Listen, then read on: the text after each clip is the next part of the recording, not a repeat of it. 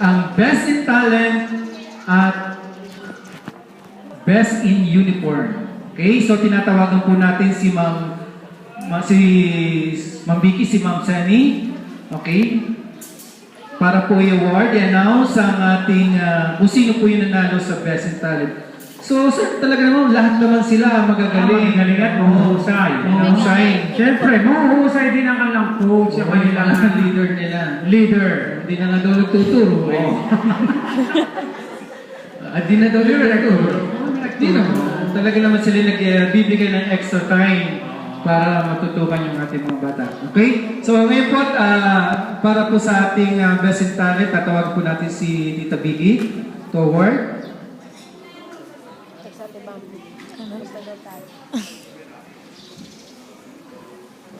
Best in Talent ay ang contestant number 9. Ang mag-award, sino mag-award? Best in Talent, contestant number 9. Okay, yan. O, palakpakan po natin.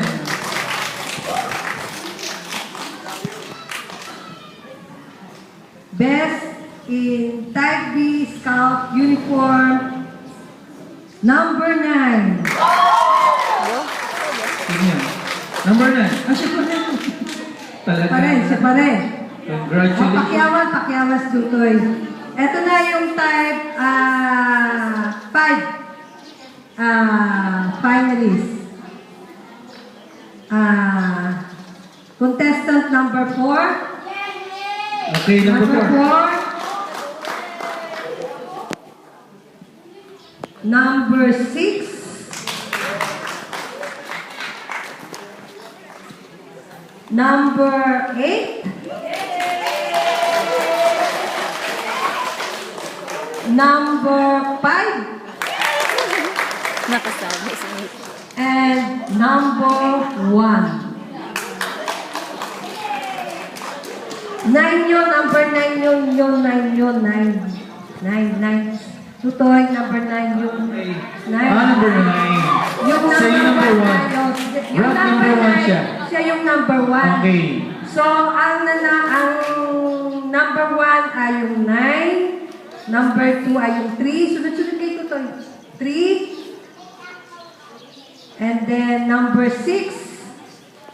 Number 5 yun, tita. 6. Oh. Number 1, 9. Oh. 5. Yan, 5. Tapos, number 3 ay 8. Yan. Number 4 ay 6. And then, number 5 ay, yan. Okay na, sunod-sunod sila. Okay, so thank you, Tita Biggie. So yan po ang ating 5 finalists. Sila po ay back to zero, ma'am. Back to zero. Thank you very much, mga bunso, sa inyong pagpa-participate. So pwede na po tayong bumaba. Thank you, thank you. So, thank you very much. Yan. Palakpakan po natin yung ating mga cam sa baba. Okay, kayo ay tatawagin isa-isa. Umapo muna, ha? Okay, tatawagin isa-isa doon sa baba.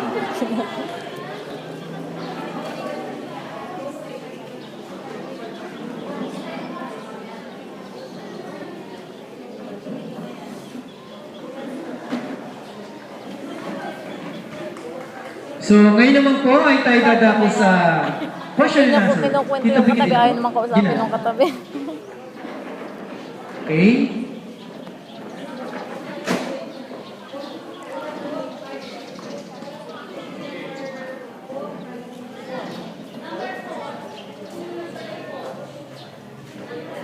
Tantan.